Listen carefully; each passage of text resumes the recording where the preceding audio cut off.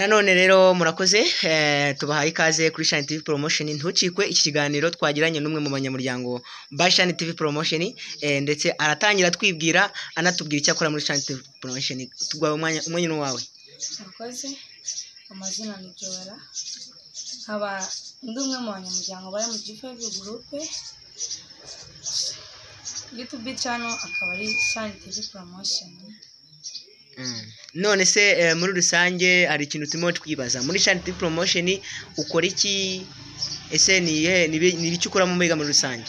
Cyo nkora muri Shine TV Promotion, nkora video, cinema, nkora traditionnel.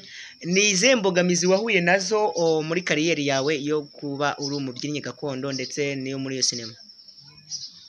Mbogamizi nahuye nazo muri kariyeri yanjye nuko nyine murana benshi bagenda banca intege, bambwira ko ibyo nkora ntacyo bimaze, ariko nyine nanjye nkagira motivation yo gukora cyane kugira ngo abo bacantege mbereke ko ibyo ntacyo bimaze. Yes, urakoze cyane. Hari abantu benshi cyane bashobora kwibaza ngo ese watangiye ryari, ufite mbega muri rusange kariyeri wamazemo igihe kingana iki? Mazemo igihe kingana n'umwaka. Umwaka. Byiza cyane. Ese ubona aho ugeze naho wari uri ari kimwe? Oya, ntabwo ari kimwe kuko aho nari ndi ubu, aho nari ndi imbere nyine yari ibintu nyine bitarafata, ariko ubu ndabona nyine hari intambwe nateye kuva mbere gushyitsa ubu ntabwo bikimeze kimwe. None se muri rusange gira inama umuntu wifuza kuza muri gukora nk'ibyo nawe ukora? Inama namugira ni ugukora atiteka bamuca intege, agakorana motivation, nyine. Okay. Muri rusange uramwifuriza gukora nyine iyo bwabaga birumvikana.